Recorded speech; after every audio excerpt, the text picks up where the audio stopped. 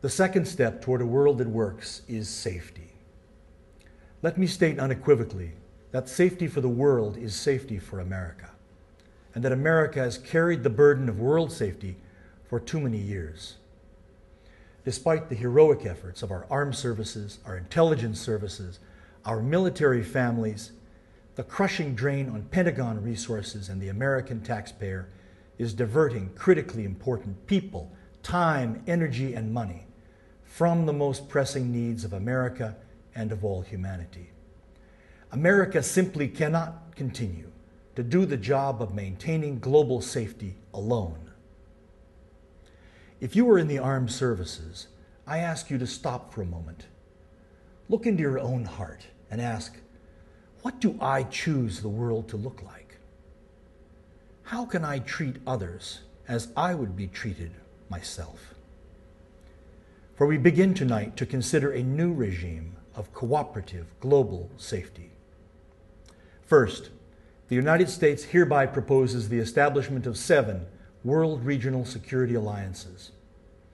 The standing forces of these alliances will handle aggressive moves by any countries in their areas, where they know one another best. Each region will control and financially support their forces, and we will insist on built-in checks and balances to prevent abuses.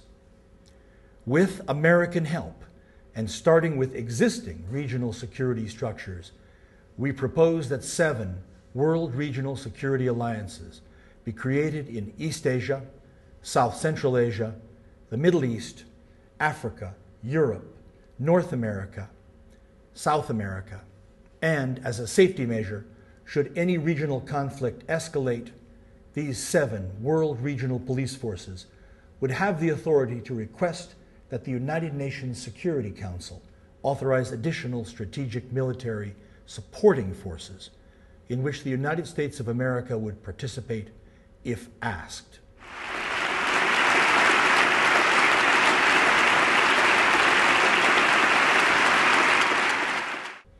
This system will fairly divide both the responsibilities and the costs for global safety, while providing the world community with the legal capacity for intervention if needed.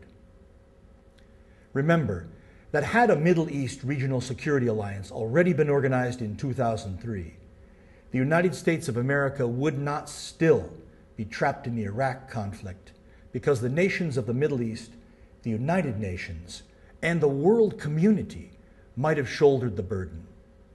So do not be misled by self-serving talk of terrorists. Today, I rename so-called terrorists to be merely criminals, to be controlled by effective police work through a cooperative family of nations. Second, the United States of America will never relinquish its right to use force, but we will only use force in self-defense when there is a direct and imminent threat to the United States of America, to the safety of our nation. As President of the United States, I hereby declare that the policy of our nation, immediately and henceforth, will return to this prudent and legal standard for the legitimate use of military force.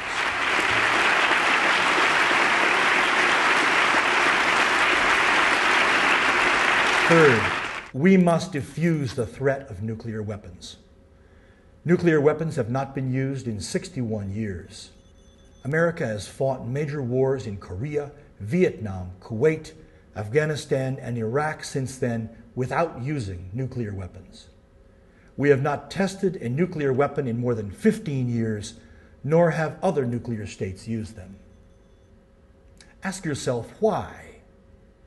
It is because these weapons are now hundreds of times more powerful than the 2 atomic weapons we dropped on Japan. If ever used again, they would not only destroy millions of lives at the point of impact, they would also destroy countless lives downwind in neighboring countries, including America's friends and allies. The disaster at Chernobyl showed us that nuclear fallout is a much greater risk than expected, as 40 to 50 nations have been riddled with cancer deaths because of that single, comparatively small nuclear accident. Meanwhile, 20 new nations are considering building their own nuclear weapons. A new global nuclear arms race would be more precarious, psychologically disorienting, and economically even more costly than was nuclear deterrence during the Cold War. Ladies and gentlemen, nuclear weapons have become expensive, strategically useless, and risky burdens for the United States.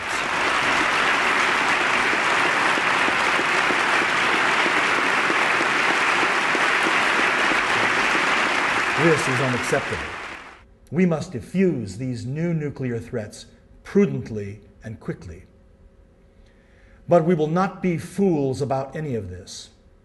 We will show leadership when we negotiate with Russia and the other nuclear nations so that simultaneous worldwide reductions in nuclear forces happen quickly and happen safely. As a first step, by executive order, I am fulfilling the laws of the United States of America and our treaty obligations by bringing home all U.S. nuclear weapons to within U.S. territorial borders. Then, through wise and careful planning, we will join with Russia and the nations of the world for the de-alerting and stepwise removal of 98% of nuclear weapons from active service over 3 years. To make sure that dozens of new nuclear weapons countries do not emerge, my administration will seek ratification of the Comprehensive Test Ban Treaty, a new fissile material cutoff treaty, and the full implementation of the Nuclear Non-Proliferation Treaty.